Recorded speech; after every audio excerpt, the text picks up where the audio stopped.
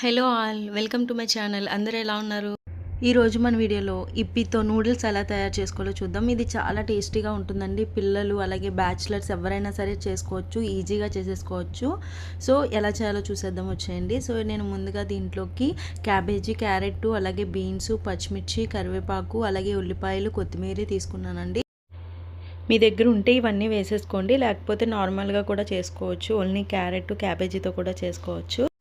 ఇప్పుడు గిన్నెలో సగం వరకు వాటర్ వేసుకొని వేడి చేసుకోవాలి. ఇలా బాయిల్ అయిన తర్వాత ఇప్పుడు నేనైతే మూడు ప్యాకెట్స్ తీసుకున్నానండి.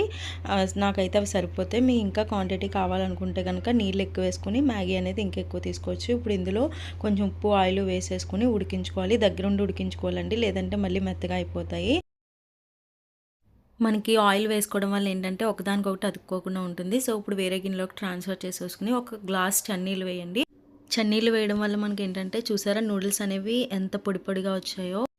ఇప్పుడు ఇవి పక్కన పెట్టేసుకుని స్టవ్ మీద కడాయి పెట్టుకోవాలండి. కడాయి పెట్టుకుని ఎగ్ ఇలా అయితే నేను మెల్ట్ చేసుకుంటున్నానండి. మీరు కావాలితే డైరెక్ట్ కూడా వేసుకోవచ్చు. ఇలా వేసుకుంటే ఏంటంటే పగలగొట్టి ఇలా చేసుకోవడం వల్ల మనకి ఏంటంటే గుడ్డు అనేది చాలా టేస్టీగా కూడా ఉంటుంది. ఇలా వేసుకోవడం వల్ల మీకు ఎలా నచ్చితే అలా వేసుకోండి. ఇలా అయితే కూడా చాలా బాగుంటుంది. ఒకసారి ట్రై చేయండి. ఇప్పుడు ఇది ఎగ్ ఫ్రై అయిపోయిన తర్వాత ఇందులో వెజిటేబుల్స్ వేసేసుకుందాము. అలాగే ఫస్ట్ పచ్చిమిర్చి, ఉల్లిపాయలు, కరివేపాకు తీసుకున్నానండి.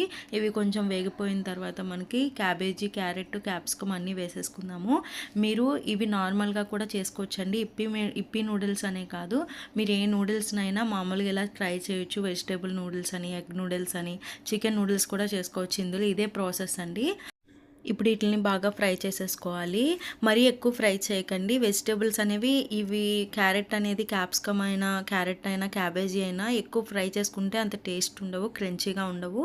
ఇలా సగం ఫ్రై చేసుకుంటేనే బాగుంటుంది. ఇప్పుడు ఇందులోకి ఉప్పు, వెనిగర్ వేసేసుకోవాలి. వెనిగర్ వేసేసుకొని చూసారా నూడిల్స్ ఎలా వచ్చాయో. ఈ నూడిల్స్ ఒకవేళ అతుక్కున్నట్టు ఉంటే మళ్ళీ కూడా మీరు చెయ్యి అనేది తడి చేసుకుని అప్పుడు నూడిల్స్ని తీసారంటే కనుక పర్ఫెక్ట్గా వచ్చేస్తాయి. ఇప్పుడు ఇందులో కొంచెం ఆయిల్ అలాగే ఏదైతే ఇప్పి నూడిల్స్లో ఇస్తారు కదండి మసాలా, అండ్ అలాగే టమాటా సాస్ కూడా వేసేసుకోవాలి. వేసుకుని ఇలా చూపిస్తున్న విధంగా ఫ్రై చేసేసుకోవాలండి, కలుపుకోవాలి. నార్మల్గా కలుపుకండి. ఇలా చూసారా కింద నుంచి పైకి తీసి జస్ట్ ఇలా అనాలండి. అలా అంటే ఏంటంటే మనకి నూడిల్స్ అనేవి బాగా కలుస్తాయి, ఆ మసాలా అంతా కూడా. అంతేనండి, ఇప్పి నూడిల్స్ అనేవి రెడీ అయిపోయి. ఇవి చిన్నపిల్లల నుంచి పెద్దవాళ్ళ వరకు అందరూ కూడా చాలా ఇష్టంగా తింటారండి. ఒక్కసారి ఇంట్లో ట్రై చేసి చూడండి.